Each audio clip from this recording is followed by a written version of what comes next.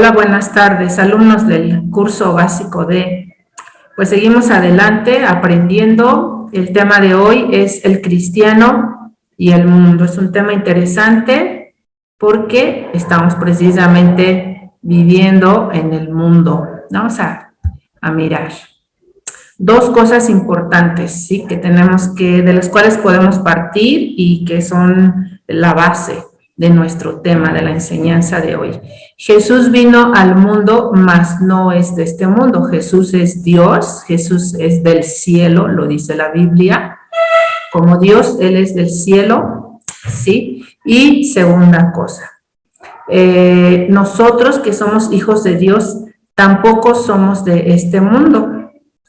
Quizás te parezca un poco difícil creerlo a veces, y quizás si se lo decimos a alguien incrédulo, nos va a decir que si acaso somos marcianos. No somos marcianos, pero aunque nacimos en este mundo físicamente hablando y estamos en este mundo físicamente hablando, no somos del mundo. Mira cómo la Biblia nos lo dice, y te pongo aquí estos versículos, pero hay otros versículos en la palabra de Dios que nos enseñan lo mismo. Juan 17:14, yo les he dado tu palabra y el mundo los aborreció, porque no son del mundo, como tampoco yo soy del mundo. Está hablando Jesús, qué clara es la escritura. Jesús no es de este mundo, Jesús es Dios, es celestial. Nosotros tampoco somos del mundo, hemos nacido de nuevo, hablando espiritualmente, y tenemos un destino eterno. En Juan 17:16 dice, no son del mundo, como tampoco yo soy del mundo. En Juan 17:15, no ruego que los quites del mundo, sino que los guardes del mal. Fíjate cómo Jesús no dice, porque a veces a los cristianos pensamos que ya casi nos van a salir alas para prontamente irnos de este mundo, y hay cristianos que miran este mundo y dicen, ay, qué espantoso, qué horror, mejor me voy a encerrar solamente en la iglesia, o solamente me voy solamente voy a orar y voy a estar con Dios. Pero aquí dice la escritura que el Señor Jesús no dice, su plan, su propósito no es que quitarnos de este mundo. Tenemos que seguir viviendo en este mundo hasta que Él nos lleve a su presencia o venga Jesús por nosotros.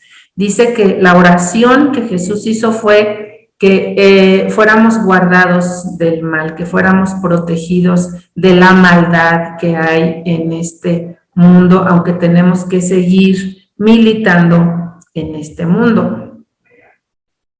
Continuamos.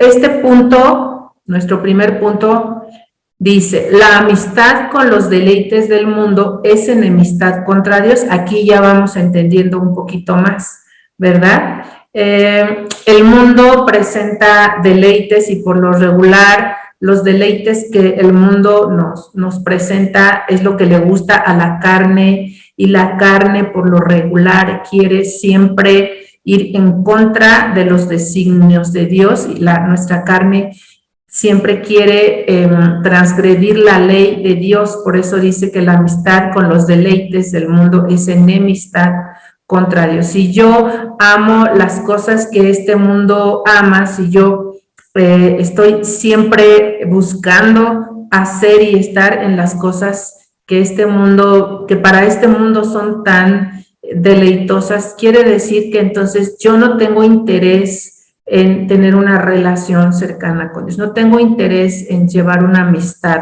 con Dios. Dice en la primera carta de Juan 2:15, no améis al mundo ni las cosas que están en el mundo.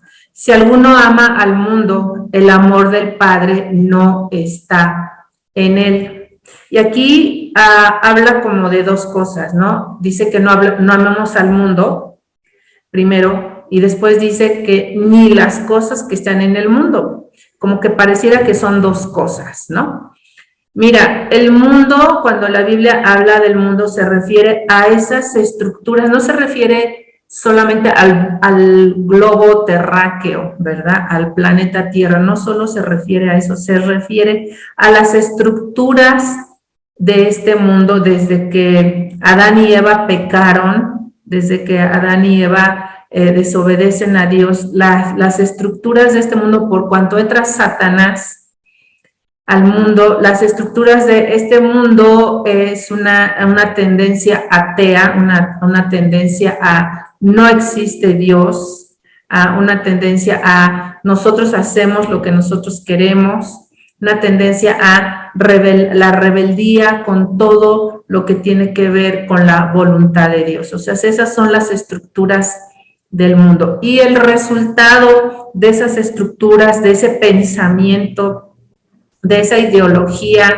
¿cuál es el resultado? Pues las cosas que están en este mundo, como todas digamos, las vanidades que este mundo tiene, las modas, ¿verdad? Las formas que el mundo tiene de divertirse, las formas que tiene el mundo de formar familia y más ahora, ¿no? El mundo está estableciendo qué es lo que para el mundo es correcto. El amor al dinero, el amor al poder, la exaltación exagerada hacia la belleza, entre comillas, hacia la perfección, la fama. Todo eso es el resultado de esas estructuras anti-Dios que tiene este mundo, ¿sí? Esos moldes mentales que tiene este mundo. Por eso la palabra dice que el amor del Padre no está en aquel que ama el mundo y las cosas de este mundo, ¿no? Entonces la pregunta es, ¿a quién amamos? ¿A quién estamos amando nosotros, no? ¿A Dios o las cosas de este mundo? Mira lo que dice en 1 de Juan 2:16.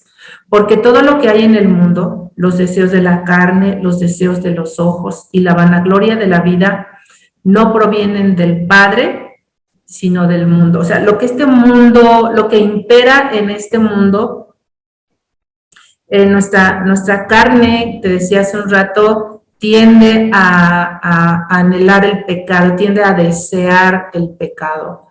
¿Sí? Los deseos de los ojos. A veces es muy importante en este tiempo en el que estamos. Nuestros ojos siempre están mirando muchas cosas y ahí es estratosférico como hay tantas cosas tantas cosas que entran por nuestra vista. Y que estamos como cautivos, ¿no? Por medio de las redes estamos cautivos de estar viendo y tantas cosas que entran por nuestros ojos, ¿no? La vanagloria de la vida, es decir, esas cosas que nos parecen tan buenas, que nos parecen tan deseables, tan importantes, que son tan importantes para este mundo, para este siglo, pero que finalmente son vanas, o sea, no sirven. No nos ayudan a trascender, no nos sirven para progresar realmente, no nos sirven para ser mejores personas, para nada nos acercan a Dios. Hay otra cita importante porque estamos hablando del sistema de este mundo o de las estructuras de este mundo. ¿Quién gobierna este mundo? ¿Por qué dice que no debemos amar el mundo? ¿Por qué dice que no debemos de amar o ser cautivos de sus deleites? ¿Por qué? Lo dice aquí en 1 de Juan 5:19. Sabemos que somos de Dios nosotros. Nosotros somos de Dios y lo sabemos, dice. Y el mundo entero está bajo ¿quién? Bajo el maligno. El mundo entero está bajo el maligno.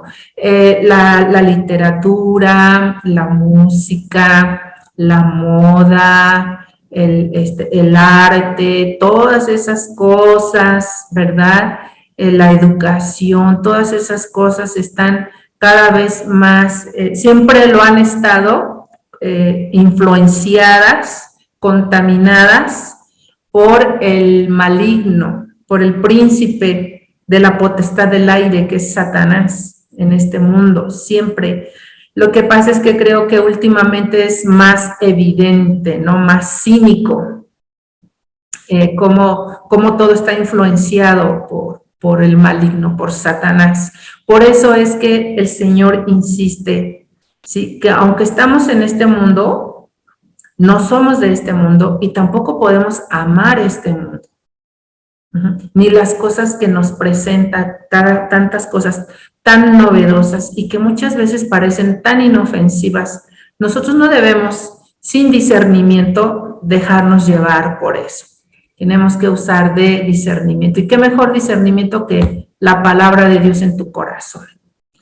Por eso es que debemos de velar como cristianos, como hijos de Dios. En Lucas 21:34 dice, mirad también por vosotros mismos, que vuestros corazones no se carguen de glotonería y embriaguez y de afanes de esta vida, y venga de repente sobre vosotros aquel día.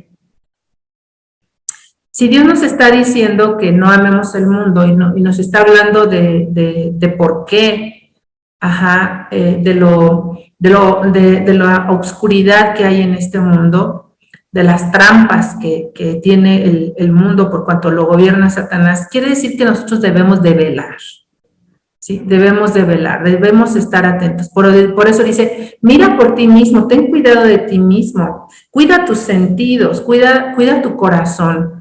¿Sí? Dice que nuestros corazones no se carguen de glotonería. ¿Qué es la glotonería? El comer demasiado, por ejemplo. Yo recuerdo que desde que yo llegué a Cristo, siempre los cristianos haciendo bromas y pues relajándonos en un convivio, ¿verdad? Siempre decían, los cristianos no pecamos, pero ¿cómo comemos? ¿No? Y uno dice, pues, yo soy buen cristianito porque ya dejé el alcohol, ya dejé el cigarro, ya dejé películas que no convienen, tantas cosas, pero ¿qué tal? Comemos tanto, tenemos a veces un problema con la comida que yo he visto que cristianos que comen tanto, de verdad después no tienen ningún deseo espiritual de orar, de estudiar, de leer la palabra de Dios. ¿Sí? Les invitas vamos a tener un tiempo de intercesión. Ay, no. O vamos a a analizar las cosas del servicio, ¿verdad? Para que la obra de Dios crezca. No, están agotados. Me recuerda el sacerdote Elí, que dice que era obeso, ¿no? Y estaba sentado ahí en su silla, nada más, ya no oía la voz de Dios. Sus hijos hacían lo que querían, estaban blasfemando, ¿verdad? Eran unos patanes, pero el sacerdote Elí estaba ahí, nada más vegetando. Entonces debemos de velar, ¿ok? Pasemos a otra cosita.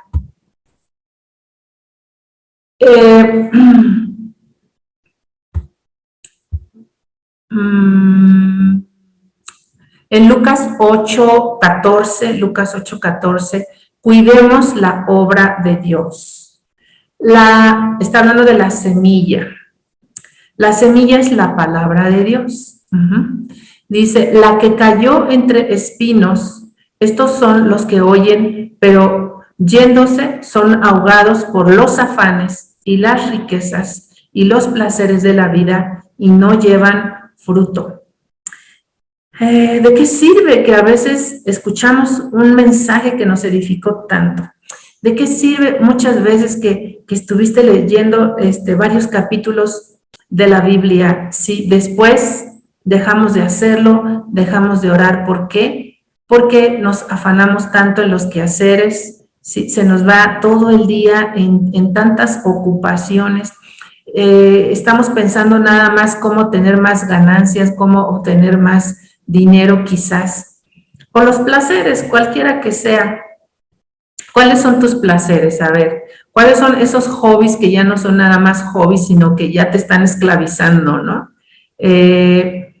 No, no debemos de dejar que la obra del Espíritu Santo en nosotros, cuando recibimos la palabra, cuando oramos, cuando procuramos obedecer, se desvanezca, ¿sí? Porque estamos nosotros en otras cosas. Estamos como sirviendo más al mundo que entregados a Dios. Tenemos que cuidar que la obra de Dios en nosotros no se desaproveche, no se descuide. Pasemos a otro punto.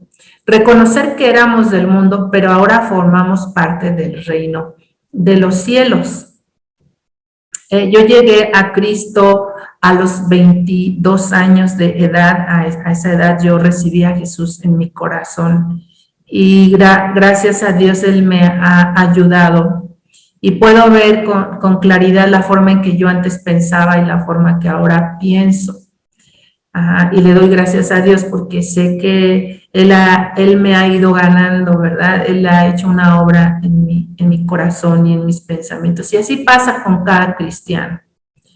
En 1 de Pedro 2:9, mas vosotros sois linaje escogido, real sacerdocio, nación santa, pueblo adquirido por Dios, para que anunciéis las virtudes de aquel que os llamó de las tinieblas a su luz admirable.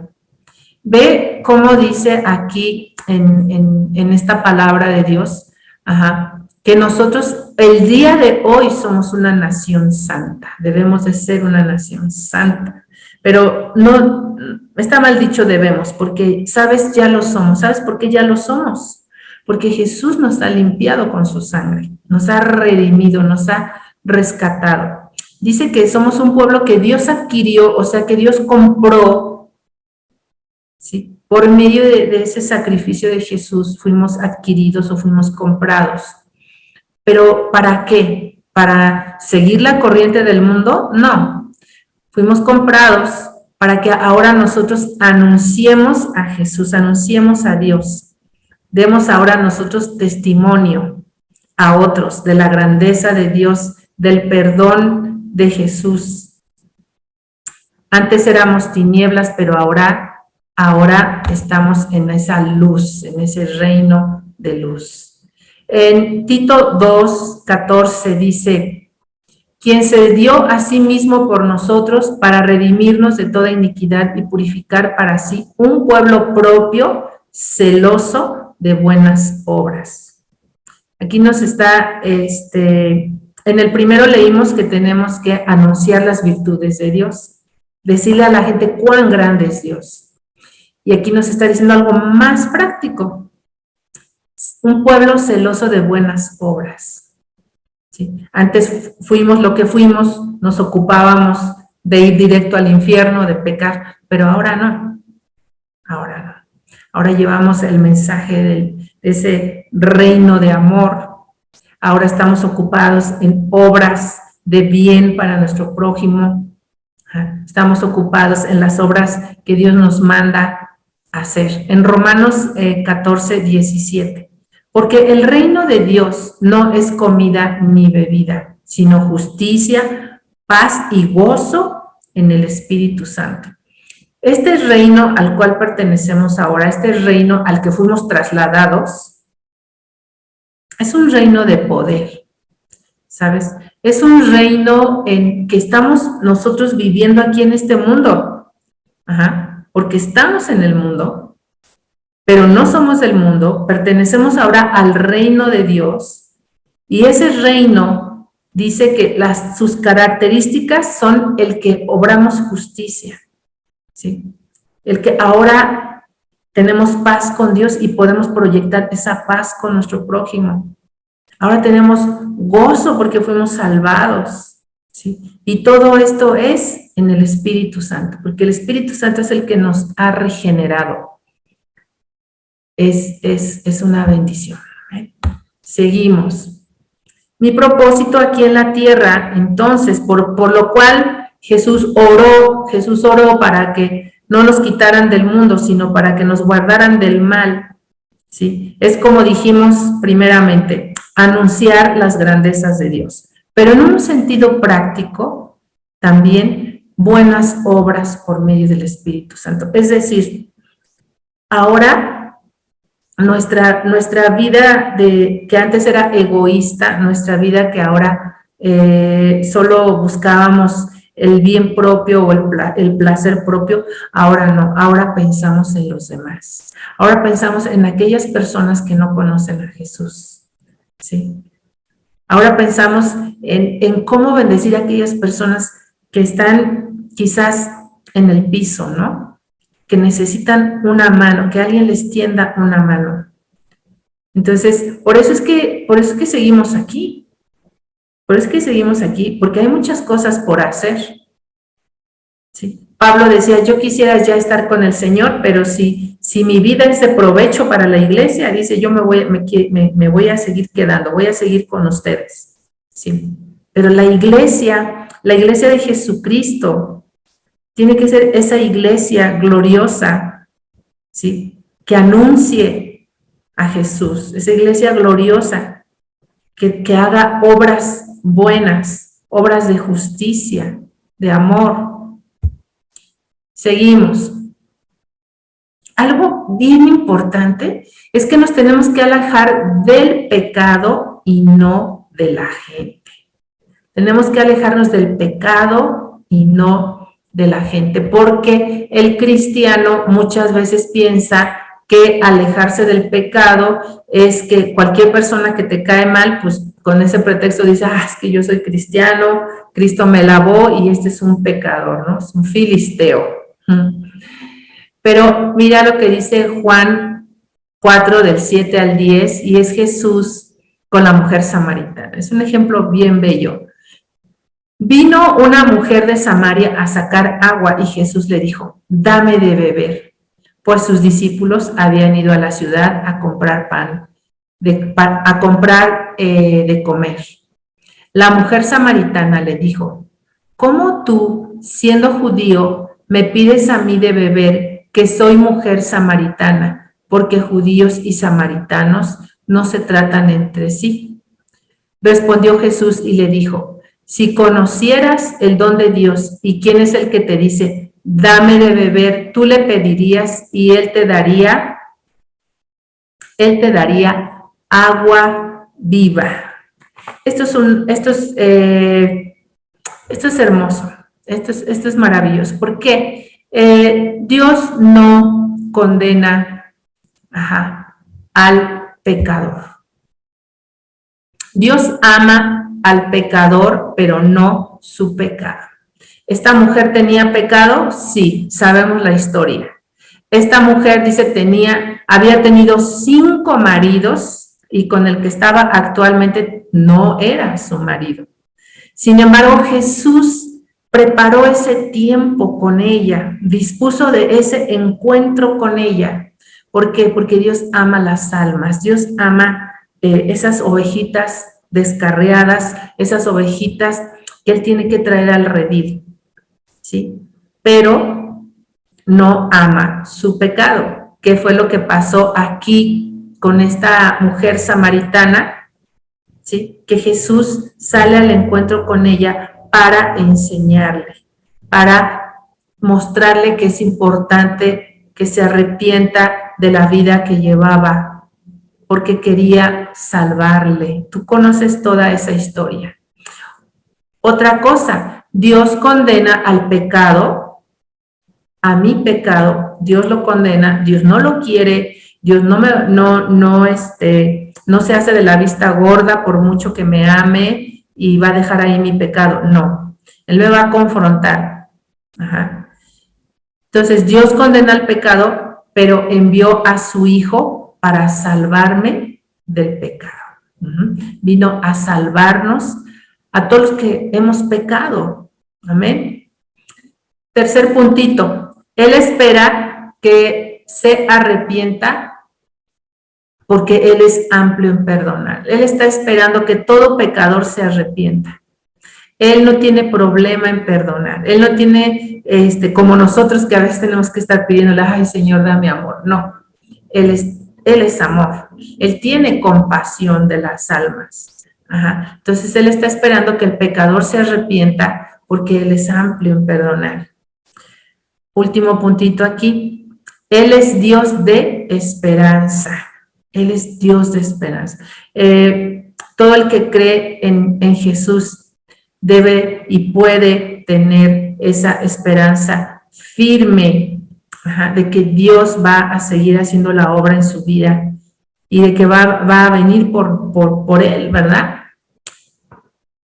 Ahí en Juan 4, 41 al 42. Y creyeron mucho más por la palabra de él, y decían a la mujer: ya no creemos solamente por tu dicho, porque nosotros mismos hemos oído y sabemos que verdaderamente este es el Salvador del mundo, el Cristo. Mira, cuando inicia esta historia de Juan 4 con la mujer samaritana, dice la palabra de Dios que le era necesario a Jesús pasar por Samaria.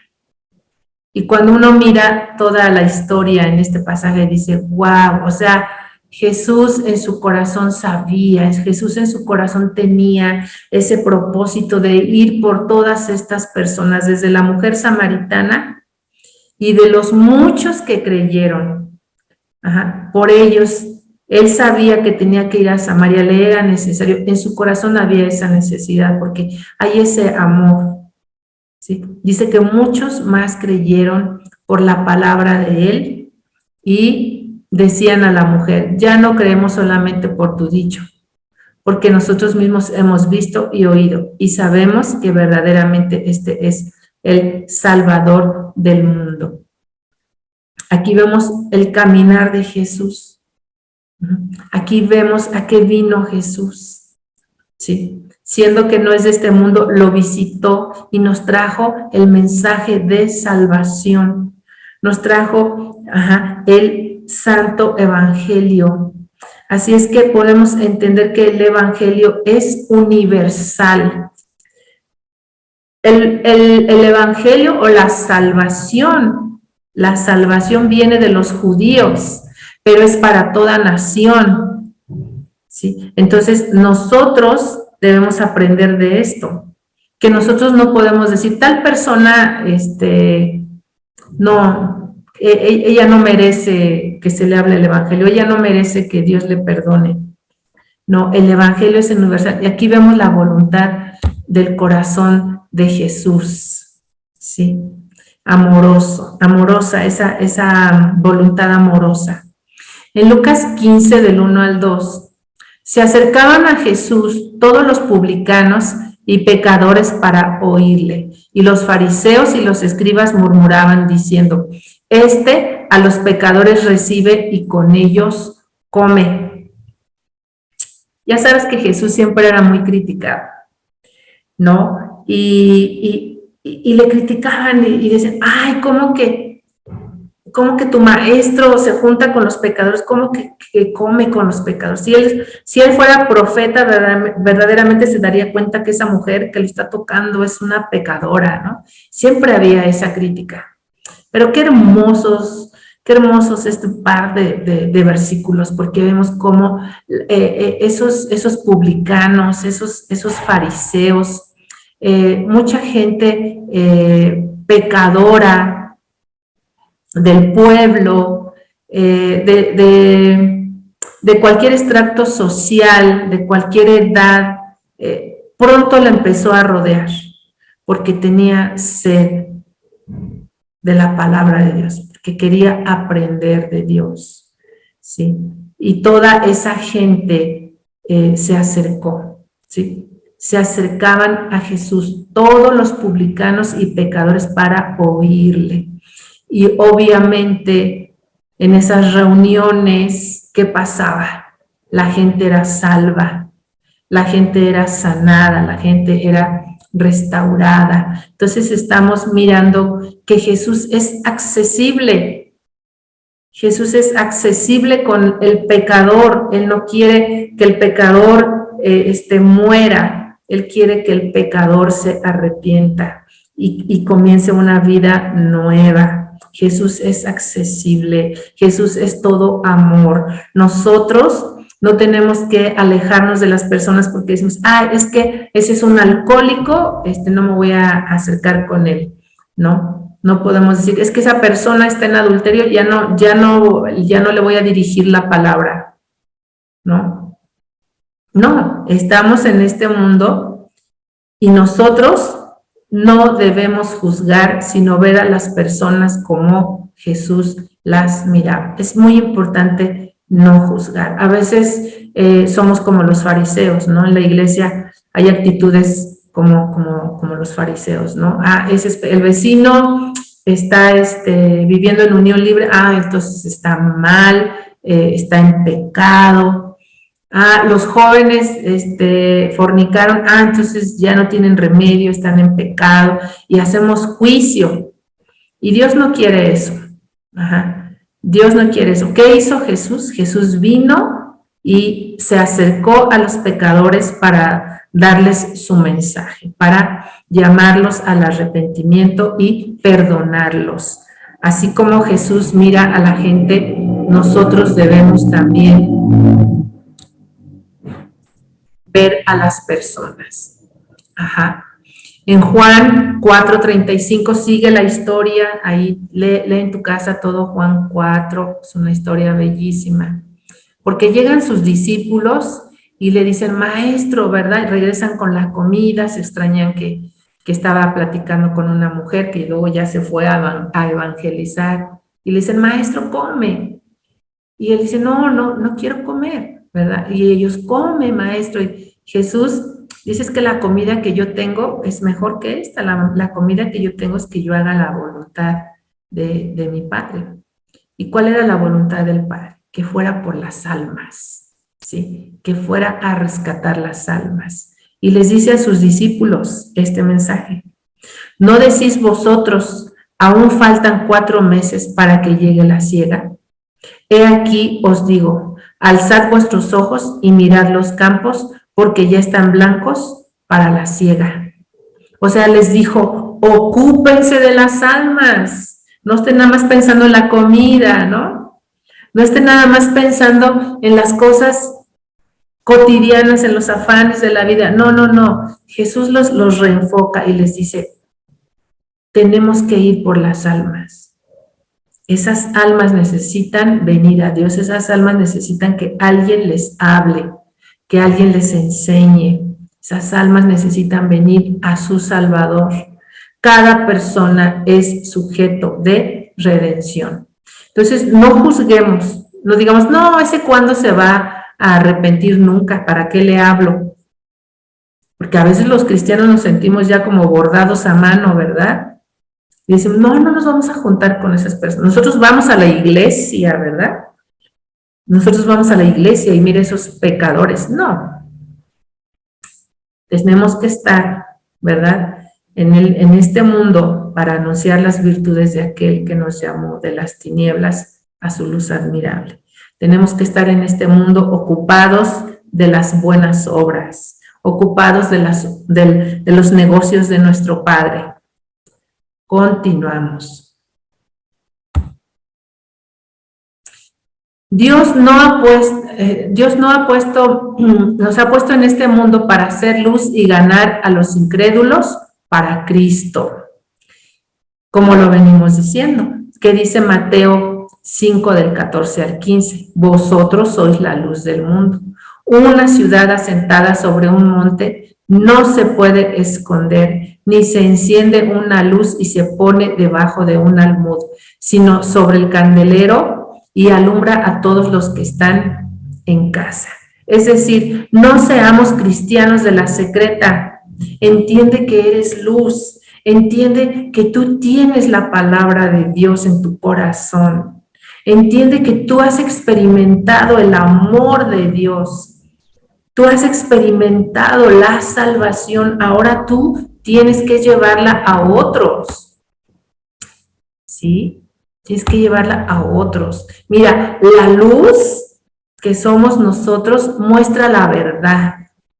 Este mundo está confundido. Nuestros jóvenes están confundidos, los matrimonios que se están separando están confundidos con tantas mentiras y tantas aberraciones que están hoy predominando. Satanás está muy activo, pero nosotros que somos la luz y que conocemos la verdad debemos de anunciarla, ¿sí?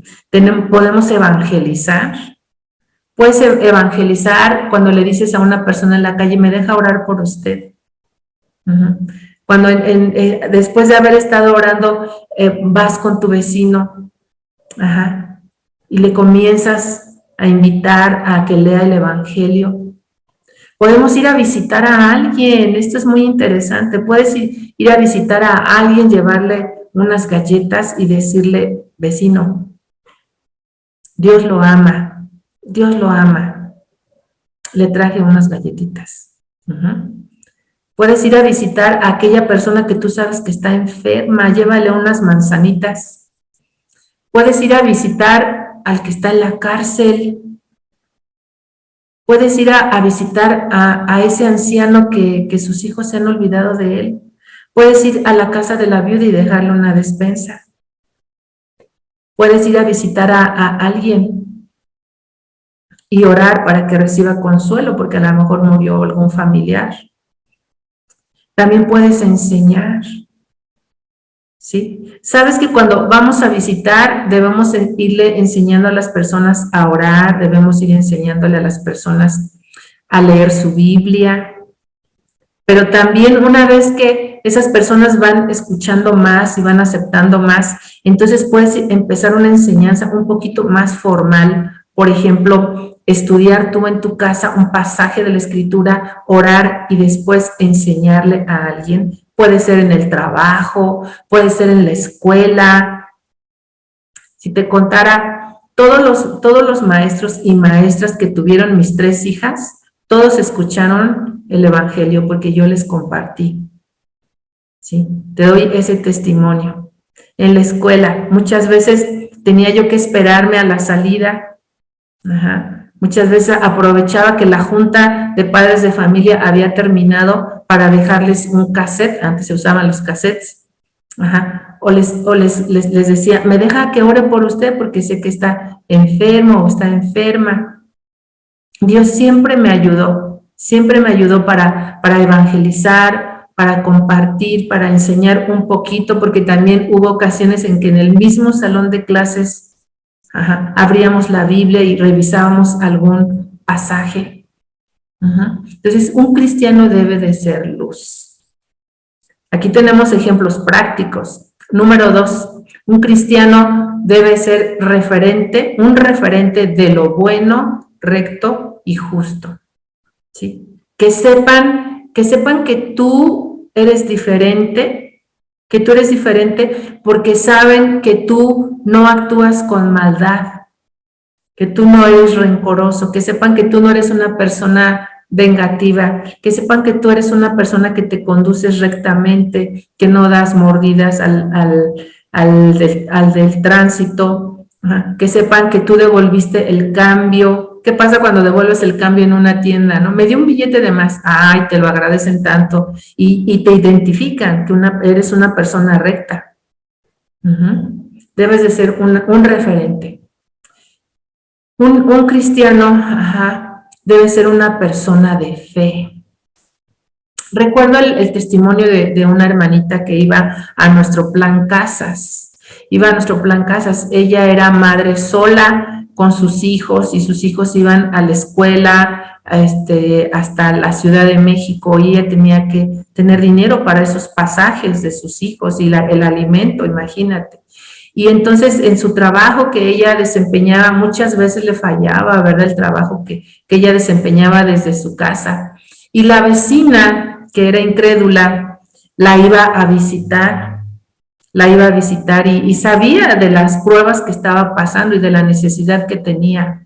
Y un buen día le dijo, oiga, yo quiero que me enseñe a leer la Biblia. Y la hermana se sorprendió y le dijo, pues sí, claro, yo le enseño. Y ¿sabes cuál fue el testimonio? Que esta vecina de ella le dijo, es que yo sé que usted no tiene trabajo y sé que tiene a sus hijos y yo la veo a usted tan en paz, así le dijo, la veo tan en paz y yo estoy más preocupada que tengo trabajo y que mi esposo tiene trabajo. Y eso fue para la gloria de Dios, ¿no? Para darle alabanza a Dios, que ella, que de momento estaba sin trabajo, que no tenía esposo, podía estar en paz, podía tener fe, en que Dios no la iba a abandonar. Y eso fue lo que hizo que la vecina comenzara a leer la Biblia. Que la gente sepa que somos una persona de fe. Eso es ser luz, eso es ser luz en este mundo. Dios quiere que seamos luz. Siguiente punto. No involucrarse en el pecado del incrédulo con el pretexto de testificarle. Tenemos que ir a llevar la palabra, tenemos que ir a ganar almas. Debemos hacer algo por ganar almas, por anunciar a Jesús. Sin embargo, hay ocasiones en las que no somos sabios, en las que no somos prudentes y nos dejamos engañar y nos dejamos seducir por la gente que todavía está en el pecado, que es esclavo del pecado. Mira, dice 2 de Pedro 2:18, pues hablando palabras infladas y vanas, seducen con concupiscencias de la carne y disoluciones a los que verdaderamente habían huido de los que viven en error. O sea que estamos hablando de personas que ya habían sido rescatadas por el Señor y después retroceden otra vez al pecado, ¿sí? Después nuevamente son engañados, ¿sí? Esto es peligroso. Segundo versículo también, mira, ciertamente, si habiéndose ellos escapado de la contaminación del mundo por el conocimiento del Señor y Salvador Jesucristo, enredándose otra vez en ellas, son vencidos. Su postrer estado viene a ser peor que el primero. Te voy a poner un ejemplo. El yugo desigual, ¿no? Cuando un joven cristiano o una joven cristiana dicen, ay, pues está tan guapo o está tan bonita, pero es buena persona, aunque no es cristiano, es buena persona. Bueno, es mejor que los cristianos que conozco en la iglesia. ¿Sabes qué pasa? Que después de un tiempo, ese joven cristiano que pensó que iba a convertir a la otra persona, termina enredándose otra vez en el mundo, en las cosas de las cuales Dios lo había rescatado. No podemos decir, es que estoy evangelizando a una persona que es alcohólica, pero mientras lo evangelizo me tomo unas cubas con él. No. El diablo siempre va a ser insistente. A mí me sorprende. Nosotros tenemos un familiar, mi esposo tiene un familiar que pues lo conoce de toda la vida. Y cuando llegamos a visitarle, yo te lo testifico que por años, cuando llegamos a visitarle, siempre le ofrece una copa de alcohol a mi esposo, siempre. Y Enrique siempre le dice, no tomo, no tomo, no, soy cristiano, yo no tomo. Y uno dice, bueno, este señor no entiende en qué idioma hablamos, que no entiende, porque eso pasa. La concupiscencia de otros nos puede a nosotros seducir. La concupiscencia de otros, y si yo me descuido, sí, hace clic con mi propia concupiscencia. Cuando yo tengo que estar velando, como mirábamos hace un rato, ¿no? Entonces, debemos nosotros tener cuidado. No mezclarnos con el pecado de las personas, sino alcanzar a las personas. Sí. A lo mejor tú le estás compartiendo a alguien que tú sabes que le gusta mentir. Es una persona que con facilidad miente y que tiene problemas con su boca, con su lengua. Si tú no buscas solamente encaminarle a Jesús, sino comienzas a escucharles sus chismes o su murmuración o todo eso, al rato ya te hiciste partícipe ¿sí? Ya te hiciste partícipe de su pecado. Entonces, no debemos de mezclarnos con el pecado de la gente. ¿Qué le pasó a Salomón? ¿Verdad? Empezó a amar, entre comillas, porque eso no era amor, otras mujeres. ¿Y qué pasó? Al rato se olvidó de Dios. El ejemplo del pueblo de Israel, ¿cuántas veces vemos que el pueblo de Israel desobedeció a Dios porque Dios le dijo, que no emparentara con los pueblos de alrededor, que no adorara a sus dioses, ¿sí? Y sin embargo, ¿qué era lo que hacía el pueblo de Israel?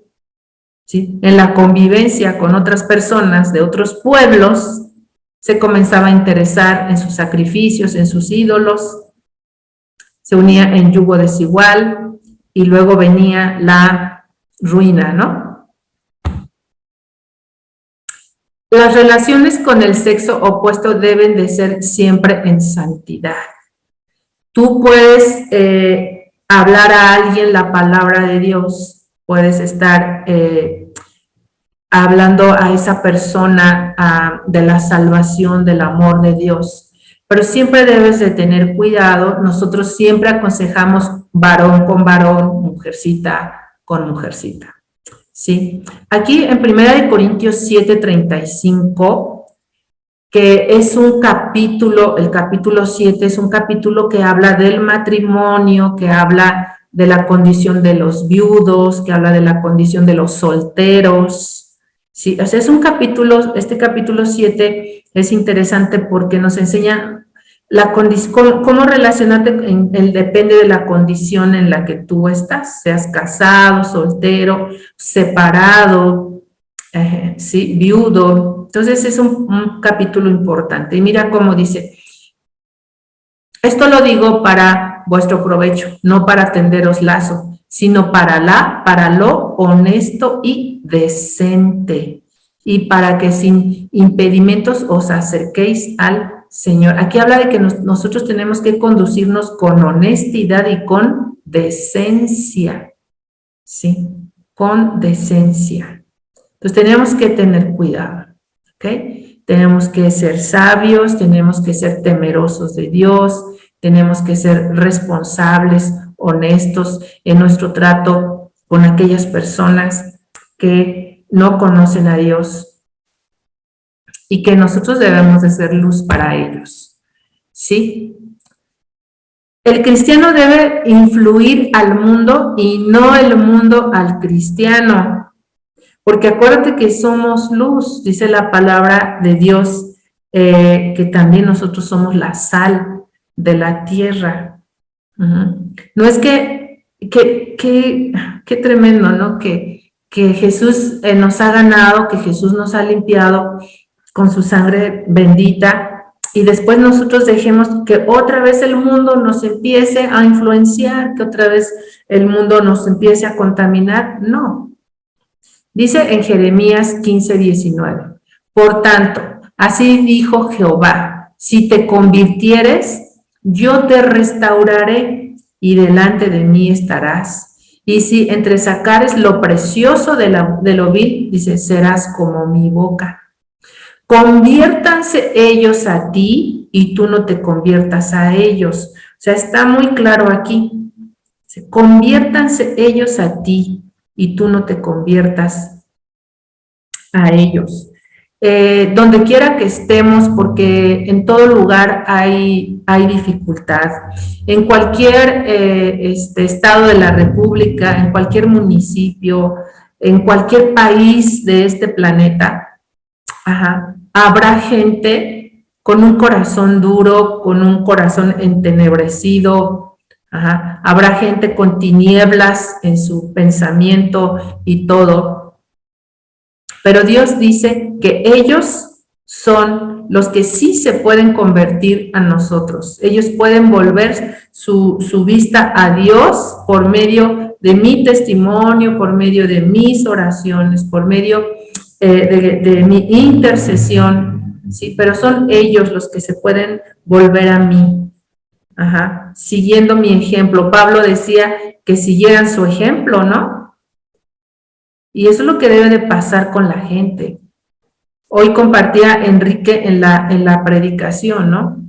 Que la gente vea que nosotros somos personas de esperanza. Ajá.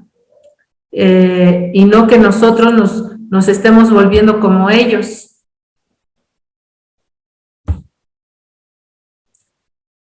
La clave es mi conversión. La clave es mi conversión. ¿Sabes una cosa? A veces nosotros queremos,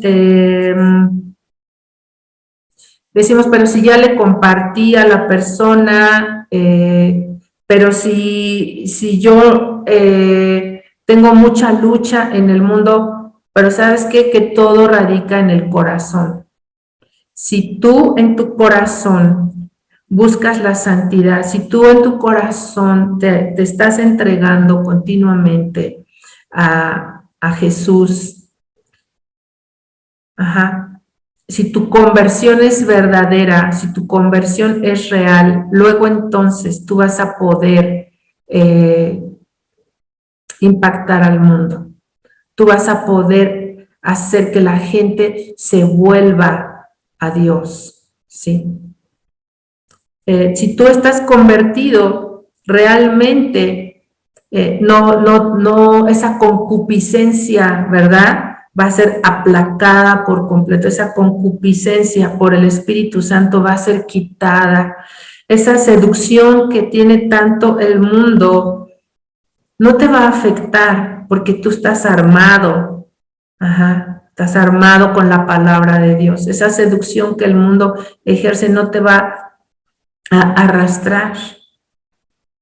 Entonces, la clave es tu conversión. A veces decimos solamente, no, pues ya dejé la música, ya dejé tal pecado o tal cosa, sí, pero a lo mejor lo hemos dejado, pero no hemos entregado todo el corazón a Cristo. A lo mejor todavía en nuestro corazón no hay esa adoración y esa verdadera rendición. Y es por ahí por donde se puede colar el enemigo. Es por ahí por donde puede haber esa seducción del mundo y yo comenzar otra vez a pecar. Entonces la clave es una verdadera conversión para que estemos firmes. Porque nosotros podemos influir en este mundo. Sí podemos influir. A veces pensamos pues ¿para qué me esfuerzo si de todos modos los políticos siempre van a hacer lo que ellos quieran? No, sí podemos influir en la cultura siendo nosotros diferentes, ¿no? Hay una cultura violenta, hay una cultura de violencia contra la mujer, hay una cultura de deshonra a las canas, a los abuelos. Nosotros podemos influir cuando nosotros somos diferentes, cuando nosotros también criamos hijos diferentes, cuando nosotros les enseñamos a otros. Ajá. Podemos influir en la educación. Ahora hay muchas formas, ¿no? Ahora desde que estás orando por los diputados, por los senadores, pero también desde que buscas enviarles un mensaje para llegar y que ellos sepan el pensamiento de la sociedad, ¿no? Que no está de acuerdo con tantas leyes que muchas veces se están promoviendo para influenciar mal a los niños y a los jóvenes, por ejemplo, con toda esa ideología, ¿no? En la política, como te decía, podemos orar y de verdad Dios hace, hay tantos testimonios, hay milagros de cómo Dios obra en las vidas de los políticos para bendición de México. Podemos influenciar en la economía. Sabes que si tú diezmas, tu casa va a tener bendición. Imagínate si todo México fuera un país que sabe dar, ¿no? Dice que Dios ama al dador alegre.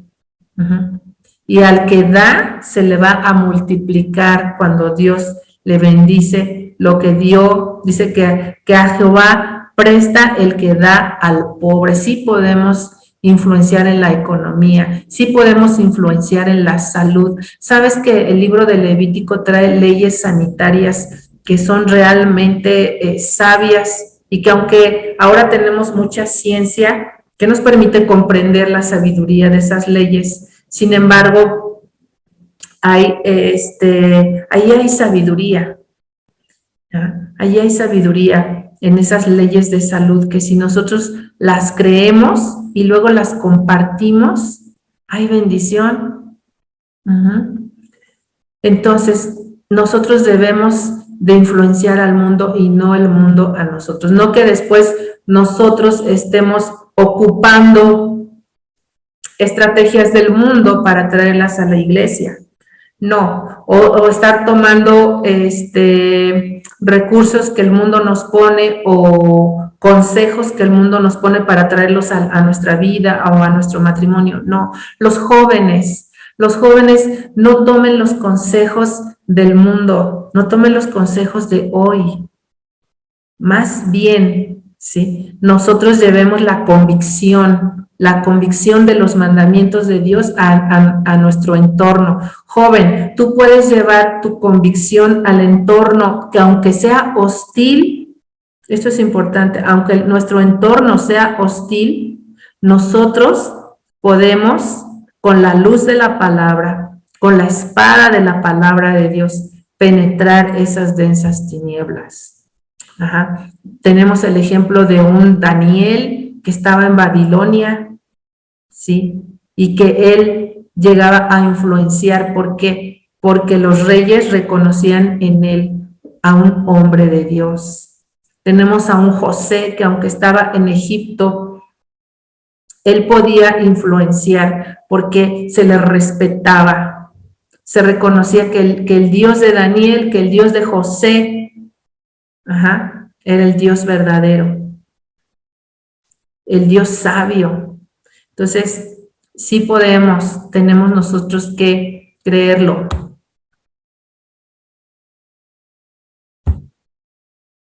Un cristiano debe de ser un referente de la verdad, ya lo comentábamos hace un rato. Que la gente sepa que cuando tiene algún conflicto venga a ti. ¿Sí?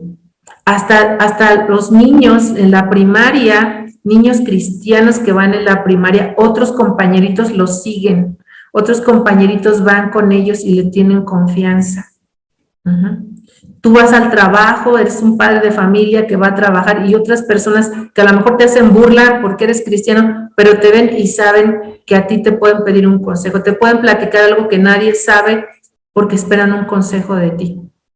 Tú debes de ser un referente de la verdad. Debes de ser también alguien que aporta soluciones y no problemas. Sabes, todo cristiano donde se encuentre, sea en el metro, en la calle, en la escuela, donde sea, nosotros no agravamos los problemas, ¿sí? Recuerdo que en la colonia donde yo viví muy recién que me convertí a Cristo, había muchos cristianos, ¿sí? Pero cuando se trataba de la seguridad, de la unidad y se pedía que se contratara un velador para las noches, estar vigilando la unidad y todo, ¿sabes? Vergonzosamente, ¿quién se oponía? ¿Quién no daba la cuota de cooperación? Todos esos cristianos. Por eso te digo, aunque estés en un ambiente hostil, tú puedes serlo. Si tú tienes la convicción de los mandamientos de Dios, si tienes la convicción de que como hijo de Dios, tú estás en orden, no en desacato, no en rebeldía, no agravas los problemas, sino eres una solución. Tienes que ser portador de paz. Recuerdo que en la cuadra donde vivimos, donde tienes tu casa, había un vecino que muy escandalosísimo, pero demasiado. Entonces todos los vecinos estaban muy enojados con él, mucho, y le reclamaban y se firmaban escritos para hacerle algo y se callara con su escándalo y todo eso, y pues él no entendía y no hacía caso, y siempre estaba con lo mismo a las 3 de la mañana con sus bocinotas. Y recuerdo que él con el vecino de enfrente se iban a golpear, estaban en la calle y estaban ahí, pues, como gallitos de pelea, diciéndose de cosas y estaban por golpearse y todo el mundo, ja, riendo alrededor con el morbo, viendo ahí. Y recuerdo a mi esposo con toda la tranquilidad acercarse con ellos y empezar a decirles, vecinos, tranquilícense, vecinos, no ganan nada, vecinos, no hagan esto. Y de verdad, Dios es tan lindo porque ese día hubo paz. Ajá. No se pelearon. Y hasta el día de hoy yo veo que esos dos vecinos saludan muy bien a mi esposo, ¿no? Y bueno, debemos de ser portadores de paz. Tenemos que ser personas confiables porque tememos a Dios y los demás lo noten, ¿sí? Tengo un testimonio, yo recuerdo, estamos aquí en el Centro Cristiano Zumpango, pero este lugar no es propio. Pero, ¿sabes? La dueña de este lugar, cuando estábamos en otro local donde todo nuestro santuario era de piso de tierra, porque era un jardín, entonces todo el lugar era de un piso de tierra. Y la dueña de este lugar me conoce de hace mucho tiempo como cristiana, como alguien que le compartió y evangelizó a su familia, alguien que también a ella le he compartido y le he hablado de la palabra de Dios. Y un buen día ella nos visitó en aquel local, fue un domingo, y ella dice que ella comenzó en su corazón a decir, pero ¿por qué están aquí si podrían estar mejor allá en la casa? ¿Por qué están aquí con este lugar lleno de tierra si allá podrían estar mejor? Y ella misma, para esto, pues ya no cabíamos en los saloncitos donde se daban los cursos bíblicos. Ya no cabíamos. Y recuerdo que un domingo antes yo le había dicho a Jessie, tenemos que orar para que el Señor nos dé un lugar más grande porque aquí ya no cabemos. Y el miércoles siguiente esa persona tocó a la puerta y dijo, yo les rento mi casa porque allá van a estar mejor, van a estar más cómodos. Y digo, bueno, qué lindo es Dios, ¿sí? Porque sabe que podía confiar en nosotros. Sabe que nosotros no le íbamos a quedar a deber renta ni nada. Ajá. Entonces, te comparto estos testimonios como algo que quiero que te inspire. Ajá. Quiero que te inspire, porque nosotros podemos influenciar en este mundo. Nosotros debemos de ser luz. Por eso Jesús oró y dijo, te pido que los guardes del mal. No dijo, ponlos en una burbuja donde nadie los contamine. No, Jesús nos ha enviado al mundo. Por eso les dijo a sus discípulos, miren, los campos ya están listos, ¿sí? Vayan y todo está preparado para que ustedes ya puedan cegar. Ese es el mundo el día de hoy. Mientras más maldad hay en este mundo, más necesarios son los cristianos, ¿sí? Y debemos tener sabiduría y debemos de tener discernimiento para no contaminarnos con el pecado de las personas, pero sí amar a las personas, sí tener compasión de esas personas, porque Jesús tiene compasión de ellas y quiere salvarlas. Entonces debemos de tener un equilibrio.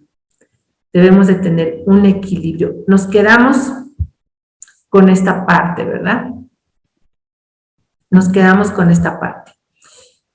Terminamos este tema con esta importante reflexión, de que debe haber un equilibrio en todos nosotros.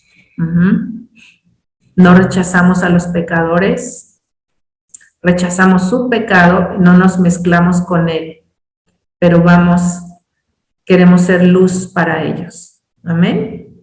Bueno, vamos a pasar a la tarea.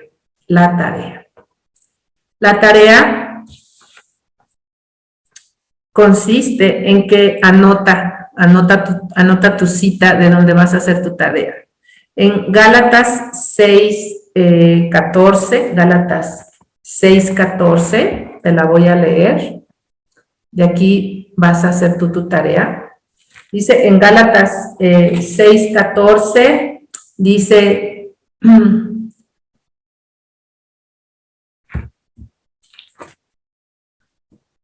dice, pero lejos esté de mí gloriarme, sino en la cruz de nuestro Señor Jesucristo, por quien el mundo me es crucificado a mí y yo al mundo. Esta última parte es la importante. Por quien el mundo me es crucificado a mí y yo al mundo. ¿Qué significa la cruz? Pues muerte. Eso significa la cruz. Y Pablo estaba diciendo, el mundo para mí está muerto. Y para el mundo o lo que se mueve en el mundo, yo estoy muerto para ello. No para las personas, no para las personas, sino para lo que se mueve en el mundo, para el que gobierna el mundo. Y según este versículo de Gálatas 6:14, tú vas a hacer tu tarea. Vas a escribirme, por favor, por lo menos media cuartilla. Vas a escribir, 2 formas en las que tú puedes crucificarte para el mundo. O el mundo, perdón, puede ser crucificado para ti. Y tú para el mundo, como lo dice en nuestra cita. ¿Sí? Esa es tu tarea, por lo menos 2 formas. No uses muchas citas bíblicas. Con esta solita puedes hacer tu tarea. Si quieres añadir otras 2 más, está bien, pero ya no uses más citas, solamente, si acaso 2. Pero vas a escribirme por lo menos media cuartilla. Quiero saber cómo es que tú puedes, el mundo puede estar crucificado para ti o el mundo puede estar muerto para ti y tú muerto para el mundo. Esa es tu tarea. Ya sabemos que la enviamos por WhatsApp, ya sabemos que es importante entregar la tarea y eso es todo. Nos estamos mirando en nuestro Zoom con tu tareita, me la mandas. Que Dios te bendiga mucho. Acuérdate que debe de haber un equilibrio en nuestro trato con el mundo. Amamos a las personas como Jesús, sí, pero no el pecado. Y no nos mezclamos con el pecado de nadie. Que Dios te guarde, que Dios te bendiga. Cuídate mucho.